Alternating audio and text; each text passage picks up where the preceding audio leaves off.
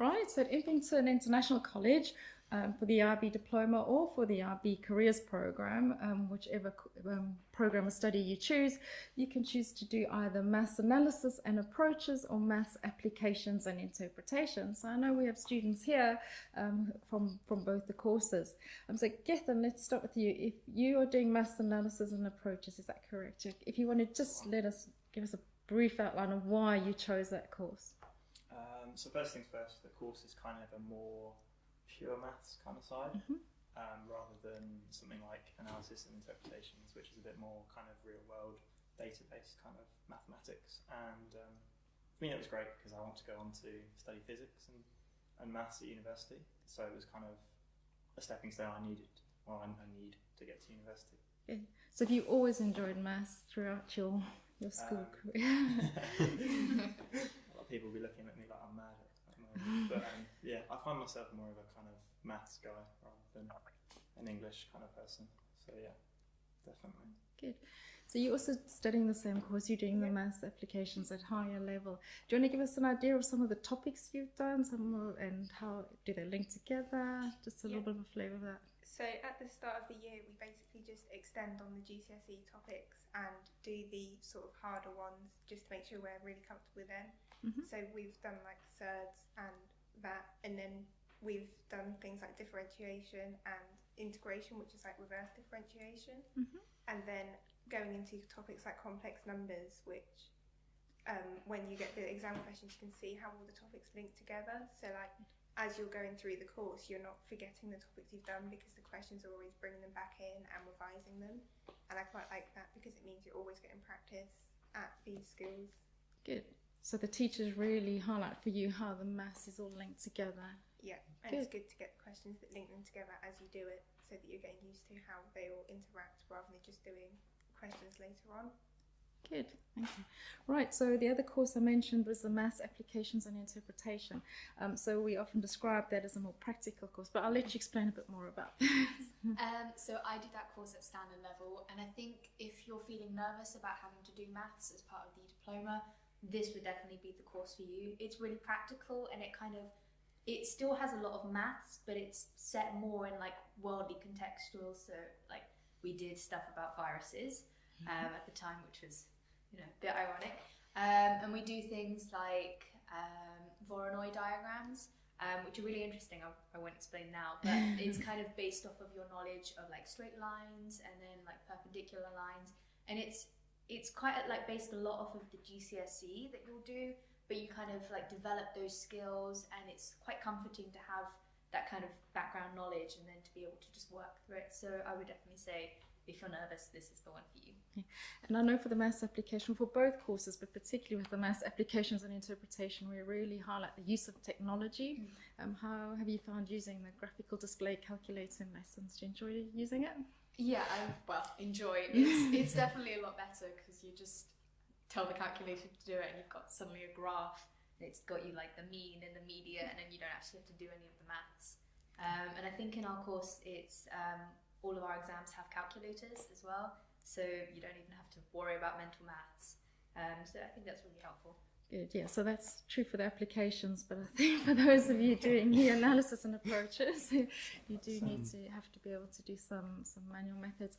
Good, so does that help you with the conceptual understanding, so you're not worrying so much about the number crunching, but you can look at the conceptual. Once you've learned kind of how to do what to press into the calculator to do it, then you just kind of have to worry about understanding the maths, and then that's kind of the easier part.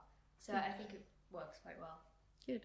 So what would you say is your favourite topic you've done on the course so far? It was actually one that we did for the IA. It was an HDI exploration, and it was looking at kind of like levels of equality in every country around the world, and I just found it really interesting, kind of seeing maths and then have it applied and be able to kind of understand what's going on as well. Good, yeah, so we try and do quite a bit of interdisciplinary, so that will link quite nicely to maybe a unit we're doing in economics. A lot of the geographers say it links to human development geography, so we do try within both the courses link them to your other subjects as much as we can. Good. So like in most IB subjects, you need to do an internal assessment component. Do you want to tell us a little bit about that, Megan? Of course. So you choose kind of a scenario where you can use maths in a real life situation. So for me currently, my IA is looking at the maths behind origami. And I just think this is really interesting because it allows you to kind of see maths in the real world and then explore it. So when we're doing the IA, the main kind of part is you going through and using kind of the maths that you've learned and exploring that into kind of your real life situation.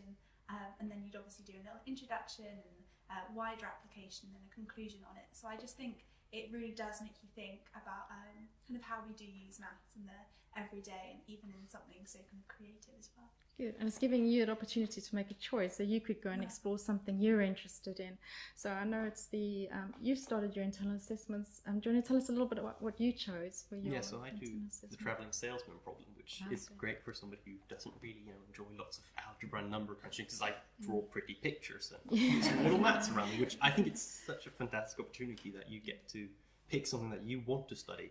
And that can follow the course of maths that you really enjoy, so you get to have greater understanding, which you can take into the exam. But it's also just for yourself that you understand something really well. Which is super interesting. Good. What's your IA, John? Give us a little flavour. Mine's on the Monty Hall problem. So it's quite a big problem about like probability.